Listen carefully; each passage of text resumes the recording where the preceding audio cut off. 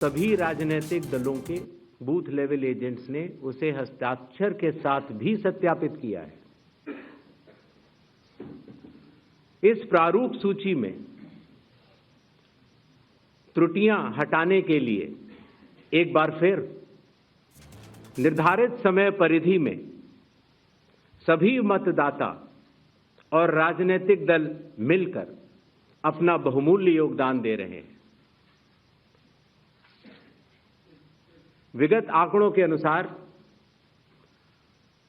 स्वयं मतदाताओं ने लगभग 28,370 ऐसे क्लेम्स एंड ऑब्जेक्शंस दिए हैं और जो मतदाता 1 जुलाई को 18 वर्ष की आयु पूरी कर चुके हैं या 1 अक्टूबर को 18 वर्ष की आयु पूरे करने वाले हैं, ऐसे 1,03,703 मतदाताओं ने भी अपना आवेदन फॉर्म 6 और डिक्लेरेशन के साथ किया है।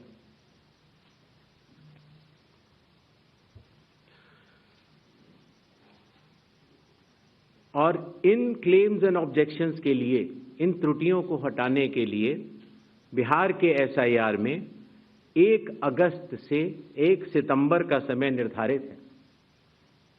अभी भी 15 दिन का समय बाकी है। चुनाव आयोग सभी राजनीतिक दलों को उनके द्वारा नामित बूथ लेवल एजेंट्स को, नेशनल लेवल पॉलिटिकल पार्टीज को, स्टेट लेवल पॉलिटिकल पार्टीज को आह्वान करता है कि आने वाले 15 दिनों में जो भी प्रारूप मतदाता सूची उनको दी गई है उसमें अगर कोई भी त्रुटि हो तो उसको प्रिस्क्राइब्ड फॉर्म के तहत जमा करें। चुनाव आयोग के दरवाजे हमेशा सबके लिए समान रूप से खुले हुए हैं। जमीनी स्तर पर सभी मतदाता, सभी राजनीतिक दल और सभी बूथ लेवल ऑफिसर्स मिलकर एक पारदर्शी तरीके से कार्य कर रहे हैं, सत्यापित भी कर रहे हैं, हस्ताक्षर भी कर रहे हैं और वीडियो टेस्टिमोनियल्स भी दे रहे हैं।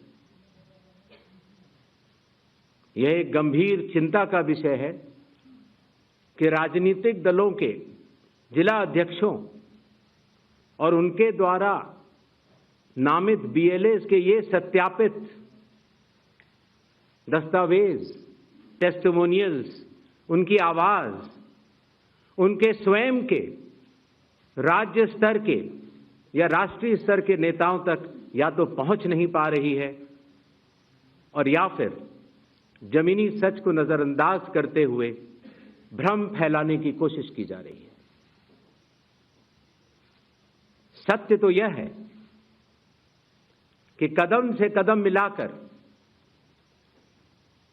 सभी स्टेक होल्डर्स बिहार के एसआईआर को पूर्ण रूप से सफल बनाने के लिए कटिबद्ध हैं, प्रयत्न कर रहे हैं और कठिन परिश्रम कर रहे हैं। जब बिहार के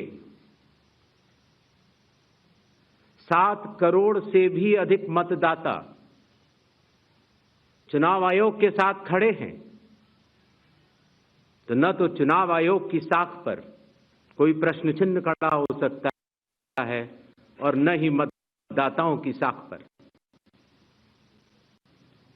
कानून के अनुसार अगर समय रहते मतदाता सूचियों में त्रुटियां साझा न की जाएं, मतदाता द्वारा अपना प्रत्याशी चुनने के 45 डेज के भीतर माननीय उच्च न्यायालय में चुनाव याचिका दायर न की जाए और फिर वोट चोरी जैसे गलत शब्दों का इस्तेमाल करके जनता को गुमराह करने का असफल प्रयास किया जाए तो यह भारत के संविधान का अपमान नहीं तो और क्या है। जहां तक कि मशीन रीडेबल मतदाता सूची का सवाल है। माननीय सुप्रीम कोर्ट 2019 में ही कह चुका है कि यह मतदाता की निजता का हनन हो सकता है। Voter privacy can be breached. हमने कुछ दिन पहले देखा कि कई मतदाताओं की फोटो उनकी अनुमति के बिना मीडिया के समक्ष रखी गई, उनके ऊपर आरोप लगाए गए, उनका इस्तेमाल किया गया।